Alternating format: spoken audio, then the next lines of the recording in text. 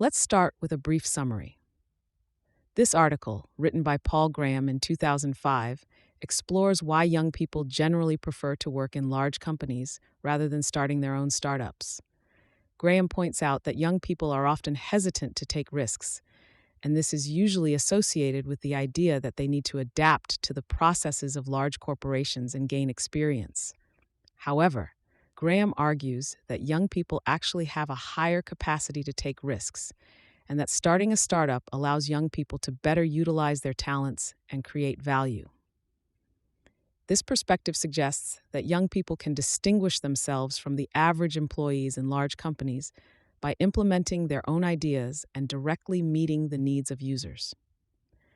Before we dive in, I want to share a quick note about how this podcast is created. As you've probably noticed, this podcast isn't voiced by a human, but by artificial intelligence. I'm obligated to inform you of this beforehand due to the rules of AI services. This podcast is made possible by our sponsor, Wope.com, an AI startup that combines content marketing with artificial intelligence to significantly boost traffic and revenue of your startups. For all the latest content, be sure to follow me at x.com yigitkoner. Now, let's turn our attention back to the essay. The Rise of Young Entrepreneurs, Why Traditional Hiring Practices Are Becoming Obsolete. Original title, Hiring is Obsolete, date, May 2005. This essay is derived from a talk at the Berkeley CSUA. The three big powers on the internet now are Yahoo, Google, and Microsoft. Average age of their founders, 24. So it is pretty well established now that grad students can start successful companies. And if grad students can do it, why not undergrads? Like everything else in technology, the cost of starting a startup has decreased dramatically.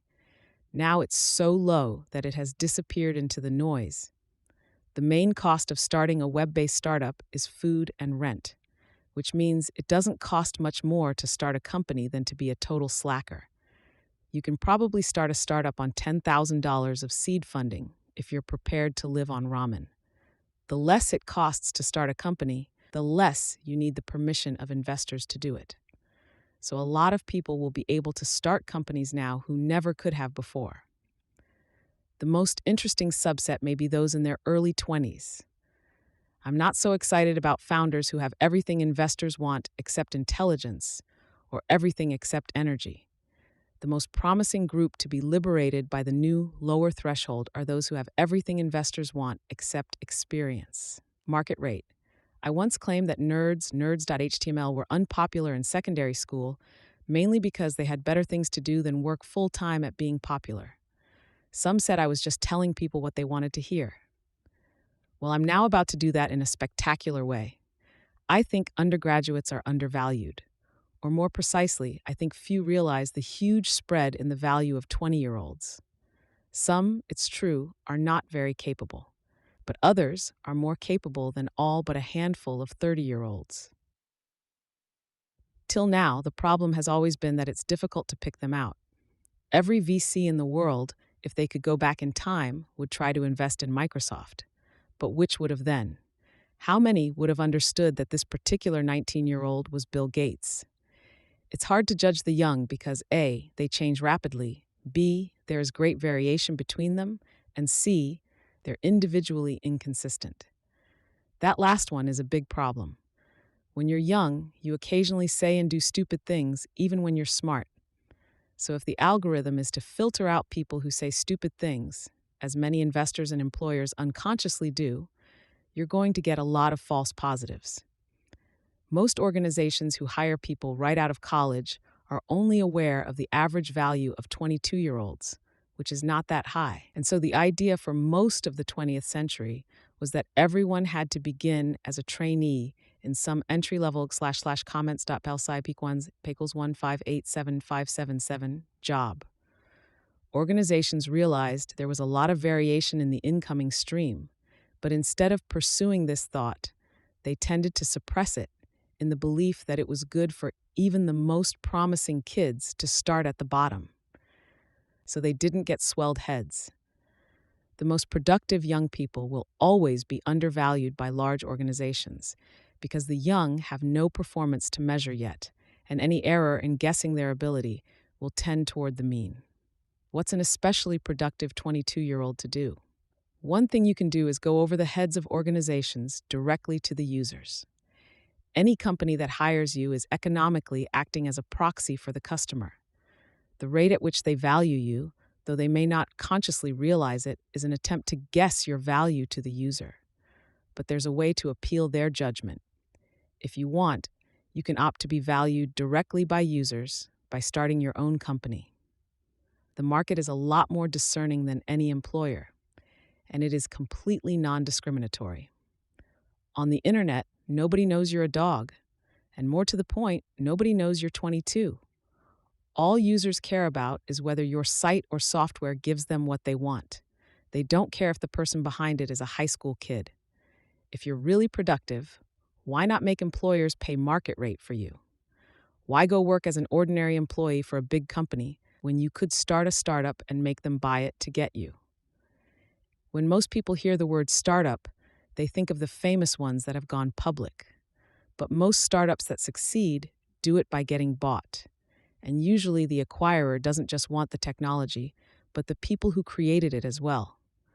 Often big companies buy startups before they're profitable. Obviously, in such cases, they're not after revenues. And what they want is the development team and the software they've built so far.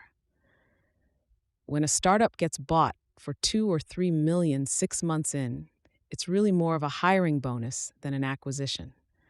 I think this sort of thing will happen more and more, and that it will be better for everyone. It's obviously better for the people who start the startup, because they get a big chunk of money up front. But I think it will be better for the acquirers too. The central problem in big companies, and the main reason they're so much less productive than small companies, is the difficulty of valuing each person's work. Buying larval startups solves that problem for them. The acquirer doesn't pay till the developers have proven themselves. Acquirers are protected on the downside, but still get most of the upside. Prying startups also solves another problem afflicting big companies. They can't do product development. Big companies are good at extracting the value from existing products, but bad at creating new ones. Why? It's worth studying this phenomenon in detail because this is the raison d'etre of startups. To start with, most big companies have some kind of turf to protect, and this tends to warp their development decisions. For example, Road.html applications are hot now, but within Microsoft there must be a lot of ambivalence about them, because the very idea of web-based software threatens the desktop. So any web-based application that Microsoft ends up with will probably, like Hotmail, be something developed outside the company.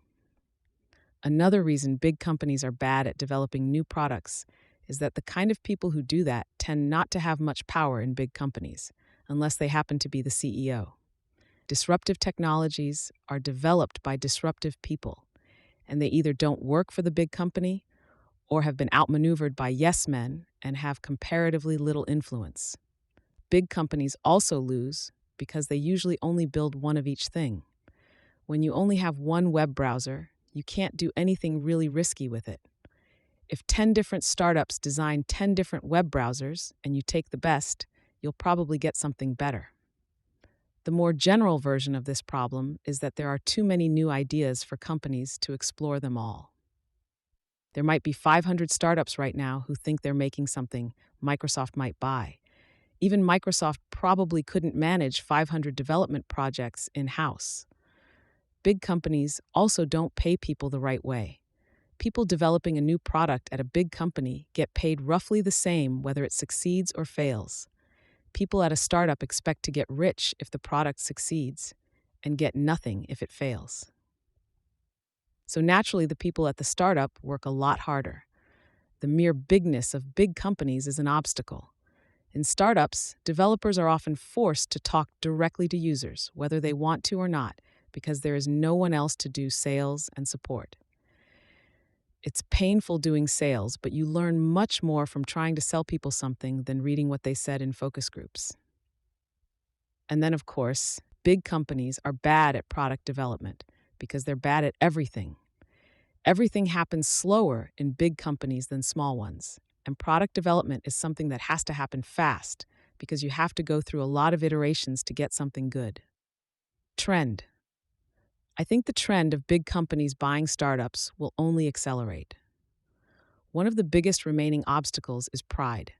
Most companies, at least unconsciously, feel they ought to be able to develop stuff in house, and that buying startups is to some degree an admission of failure.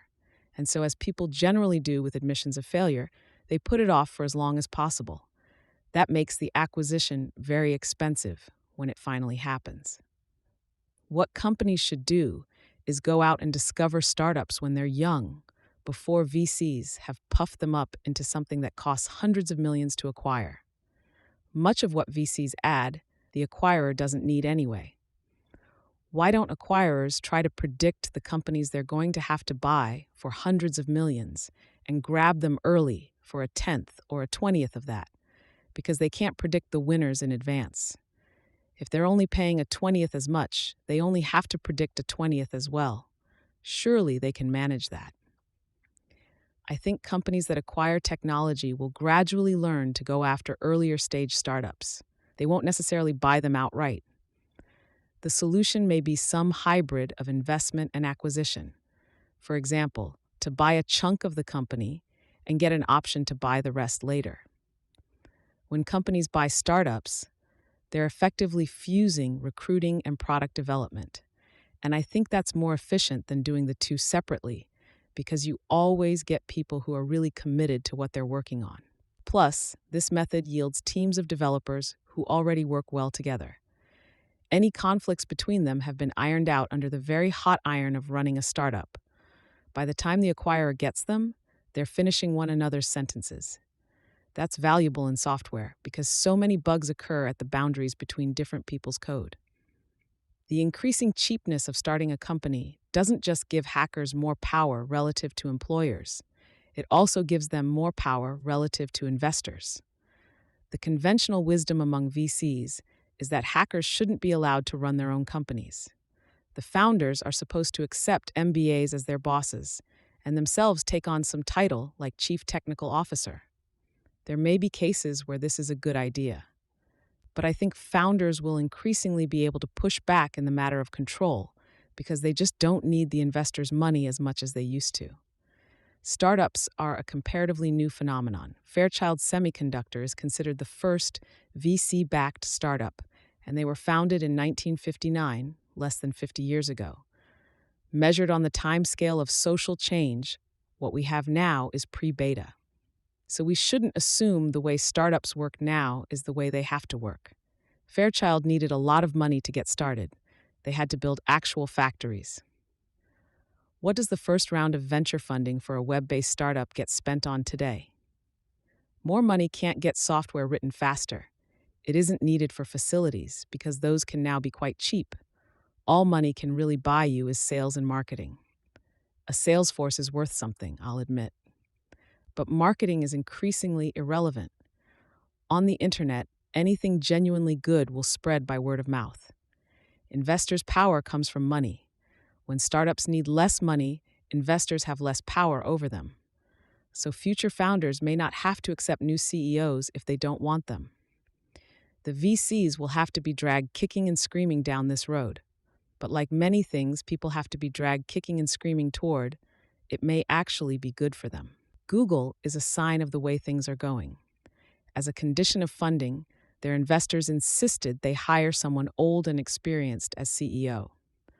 But from what I've heard, the founders didn't just give in and take whoever the VCs wanted.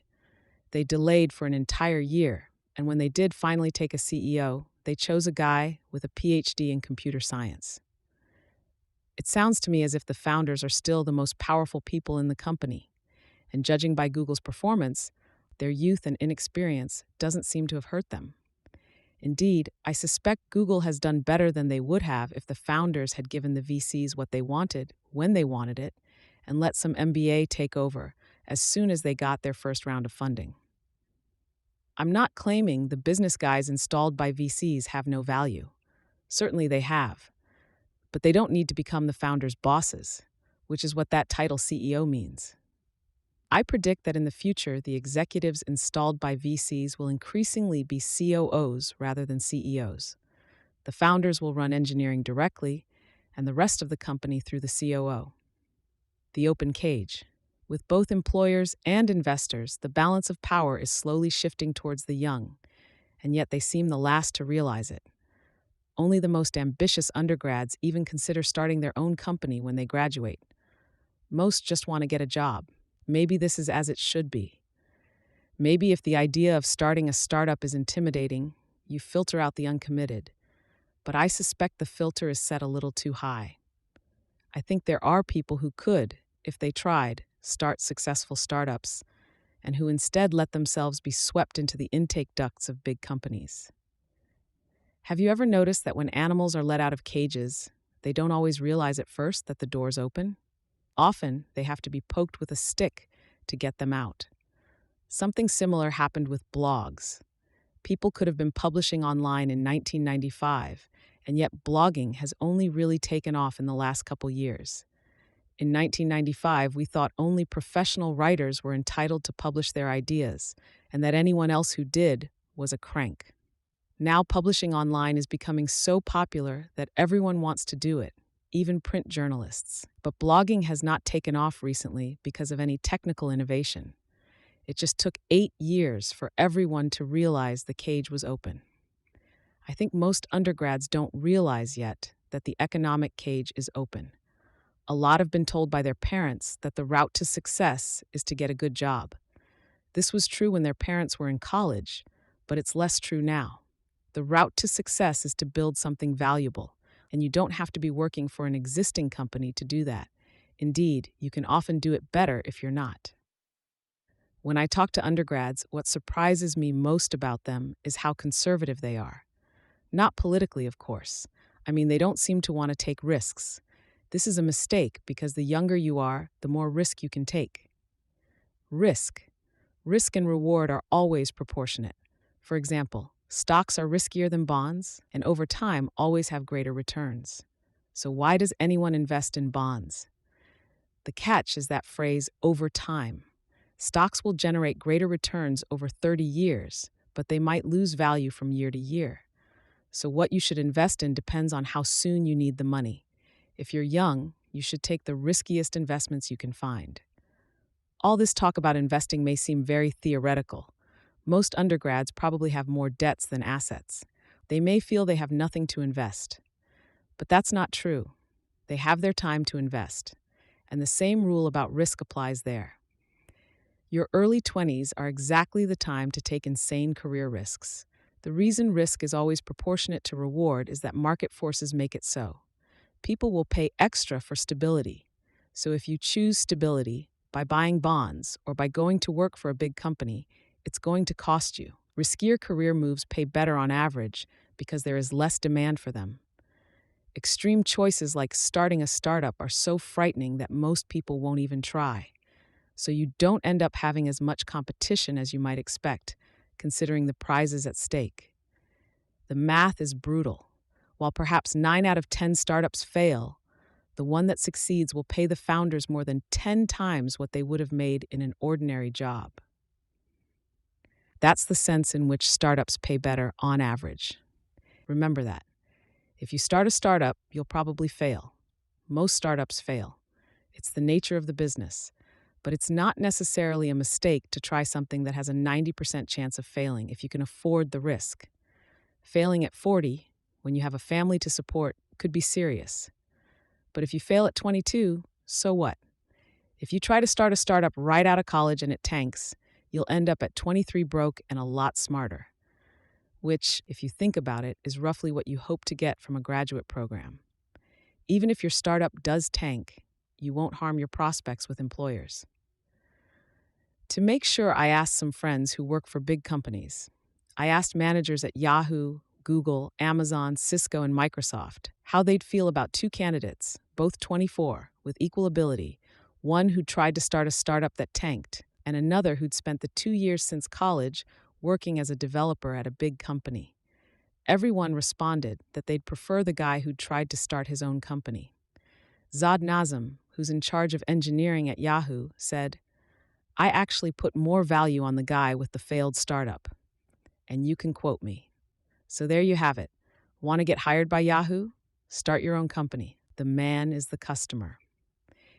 If even big employers think highly of young hackers who start companies, why don't more do it? Why are undergrads so conservative? I think it's because they've spent so much time in institutions. The first 20 years of everyone's life consists of being piped from one institution to another. You probably didn't have much choice about the secondary schools you went to. And after high school, it was probably understood that you were supposed to go to college. You may have had a few different colleges to choose between, but they were probably pretty similar. So by this point, you've been riding on a subway line for 20 years, and the next stop seems to be a job. Actually, college is where the line ends. Superficially, going to work for a company may feel like just the next in a series of institutions, but underneath, everything is different. The end of school is the fulcrum of your life, the point where you go from net consumer to net producer. The other big change is that now you're steering. You can go anywhere you want. So it may be worth standing back and understanding what's going on instead of just doing the default thing. All through college, and probably long before that, most undergrads have been thinking about what employers want. But what really matters is what customers want, because they're the ones who give employers the money to pay you. So instead of thinking about what employers want, you're probably better off thinking directly about what users want. To the extent there's any difference between the two, you can even use that to your advantage if you start a company of your own. For example, big companies like docile conformists. But this is merely an artifact of their bigness, not something customers need. In grad school, I didn't consciously realize all this when I was graduating from college, partly because I went straight to grad school. Grad school can be a pretty good deal, even if you think of one day starting a startup. You can start one when you're done, or even pull the ripcord partway through, like the founders of Yahoo and Google. Grad school makes a good launch pad for startups because you're collected together with a lot of smart people and you have bigger chunks of time to work on your own projects than an undergrad or corporate employee would. As long as you have a fairly tolerant advisor, you can take your time developing an idea before turning it into a company. David Filo and Jerry Yang started the Yahoo directory in February 1994 and were getting 1 million hits a day by the fall. But they didn't actually drop out of grad school and start a company till March 1995. You could also try the startup first, and if it doesn't work, then go to grad school. When startups tank, they usually do it fairly quickly. Within a year, you'll know if you're wasting your time. If it fails, that is. If it succeeds, you may have to delay grad school a little longer. But you'll have a much more enjoyable life once there than you would on a regular grad student stipend. Experience. Another reason people in their early 20s don't start startups is that they feel they don't have enough experience. Most investors feel the same. I remember hearing a lot of that word experience when I was in college. What do people really mean by it? Obviously, it's not the experience itself that's valuable, but something it changes in your brain. What's different about your brain after you have experience, and can you make that change happen faster? I now have some data on this, and I can tell you what tends to be missing when people lack experience. I've said that every Start HTML needs 3 things: to start with good people, to make something users want, and not to spend too much money. It's the middle one you get wrong when you're inexperienced. There are plenty of undergrads with enough technical skill to write good software, and undergrads are not especially prone to waste money. If they get something wrong, it's usually not realizing they have to make something people want. Bronze SOHML. This is not exclusively a failing of the young. It's common for startup founders of all ages to build things no one wants. Fortunately, this flaw should be easy to fix. If undergrads were all bad programmers, the problem would be a lot harder. It can take years to learn how to program, but I don't think it takes years to learn how to make things people want. My hypothesis is that all you have to do is smack hackers on the side of the head and tell them, wake up. Don't sit here making up a priori theories about what users need. Go find some users and see what they need. Most successful startups not only do something very specific, but solve a problem people already know they have. The big change that experience causes in your brain is learning that you need to solve people's problems. Once you grasp that, you advance quickly to the next step, which is figuring out what those problems are. And that takes some effort, because the way software actually gets used, especially by the people who pay the most for it, is not at all what you might expect. For example, the stated purpose of PowerPoint is to present ideas. Its real role is to overcome people's fear of public speaking.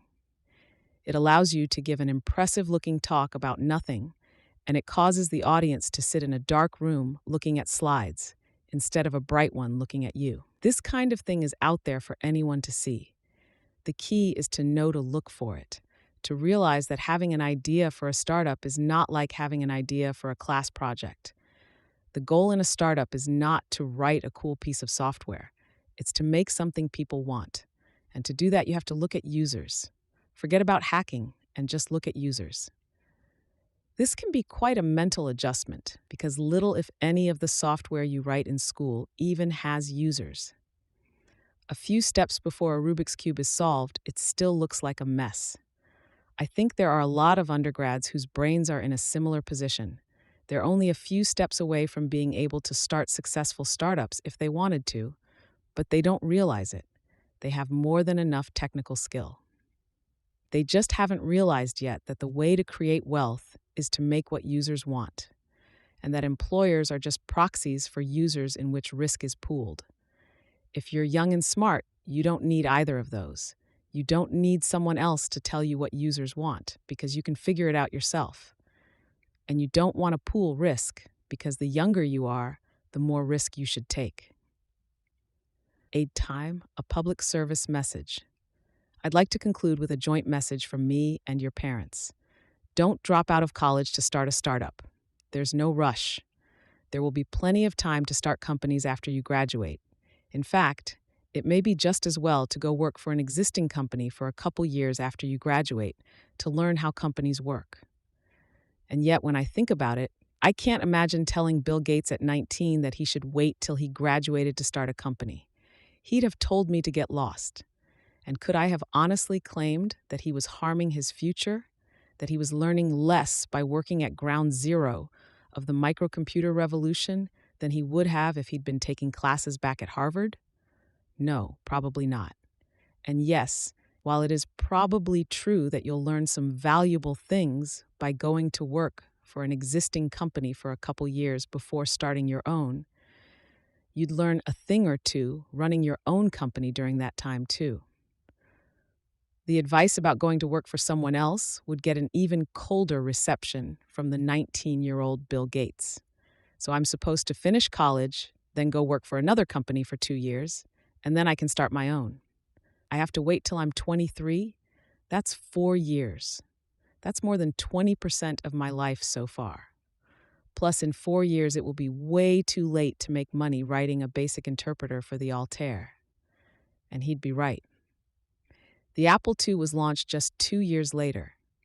In fact, if Bill had finished college and gone to work for another company, as we're suggesting, he might well have gone to work for Apple. And while that would probably have been better for all of us, it wouldn't have been better for him. So while I stand by our responsible advice to finish college and then go work for a while before starting a startup, I have to admit it's one of those things the old tell the young, but don't expect them to listen to. We say this sort of thing mainly so we can claim we warned you.